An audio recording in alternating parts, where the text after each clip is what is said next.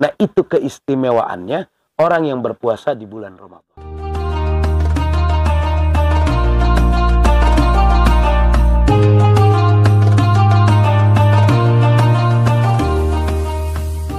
Kira-kira begitu Bang Ipang. Berarti sebelumnya itu memang belum diwajibkan puasa di bulan Ramadan? Belum, ketika ayat ini turun baru kemudian kita diwajibkan. Dan sehingga di ayat berikutnya juga setelah ayat 183 kemudian ada ayat 184. Di situ pun dikatakan dan jelas sekali ada aturannya, ada bahasa sekarang ada prosedurnya, ada mekanismenya. Ya, jadi kita bahasanya agak sedikit intelektual, malum sekarang jadi ketua KNPI dia rada kerenan dikit. Bagian kita kalau ngomong tabrak deh, cuman kan lebah begini mah kita minimal kudu kita tunjukkan intelektualitas kita. Betul. Nah, ada aturannya. Karena ini puasa pahalanya dahsyat, pahalanya istimewa. Timbullah pertanyaan dari para sahabat, ya Rasul, kami kerjakan selama berapa hari puasa Ramadan ini? Ya kan? Ayyamam ma'dudat. Tuh ayat selanjutnya. Kata Rasulullah, ya cuman hanya beberapa hari saja. Karena kalau Rasulullah langsung bilang 30 hari, waduh. Karena belum terbiasa. Kan biasanya orang puasa Senin, Kemis, atau misalkan ada juga namanya puasa Daud, hari puasa, sehari enggak, sehari puasa. Ini kan sampai 30 hari. Maka di situ Rasulullah sampaikan, ya cuman beberapa hari saja. Sehingga orang tuh, para sahabat itu nggak terlalu memikirkan dan tidak terlalu beban gitu. Kalau sampai langsung 30 hari.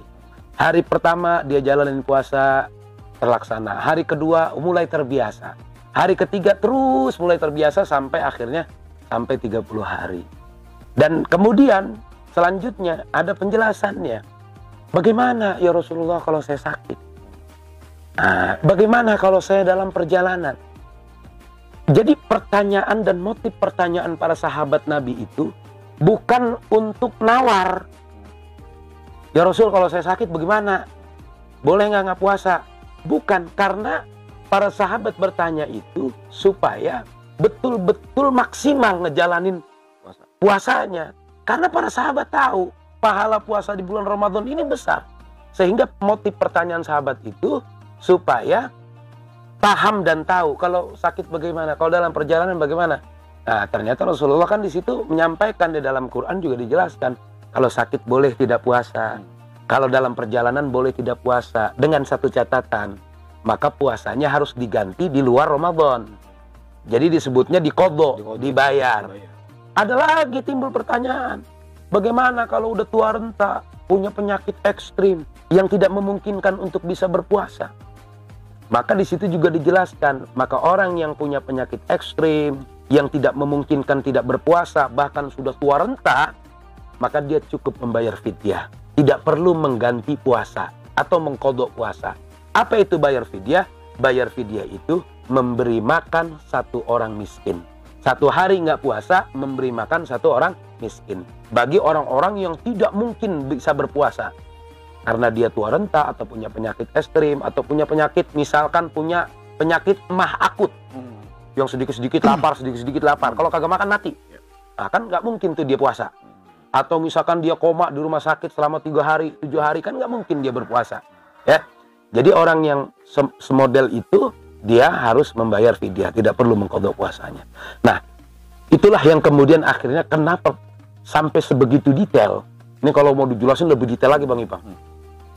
Intinya adalah puasa Ramadan ini pahalanya besar. Ya, pahalanya besar dan dia akan mendapatkan derajat takwa di sisi Allah jika dia sungguh-sungguh dan serius dalam mengerjakannya. Kita mau dapat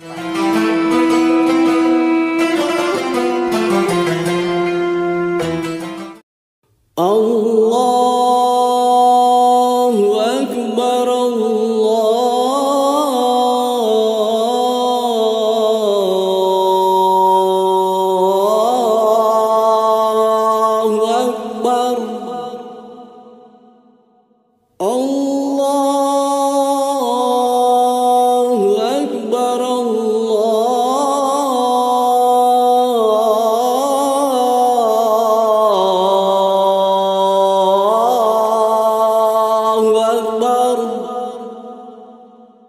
أشهد أن لا إله إلا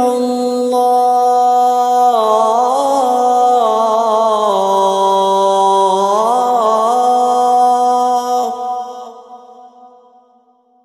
أشهد أن لا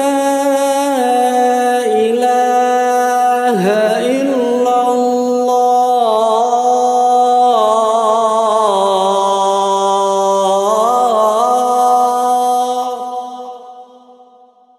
أشهد أن محمد رسول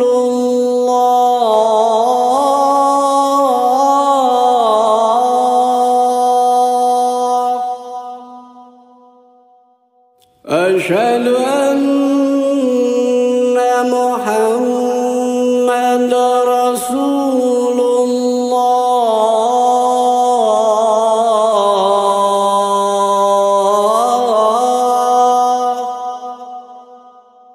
حي على الصلاة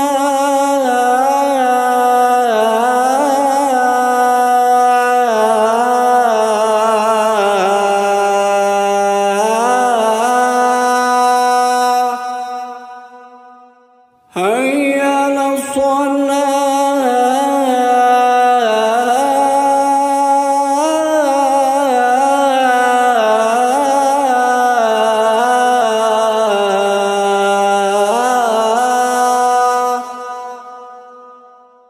حي على الفلاح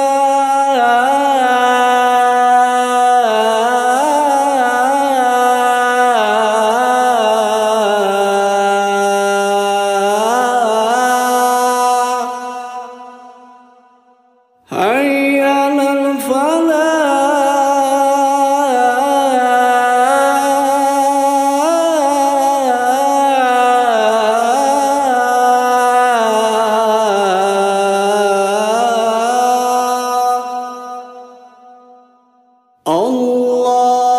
الله أكبر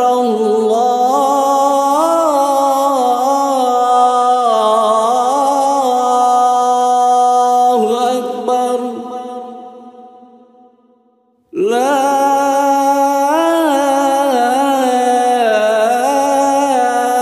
إله إلا الله.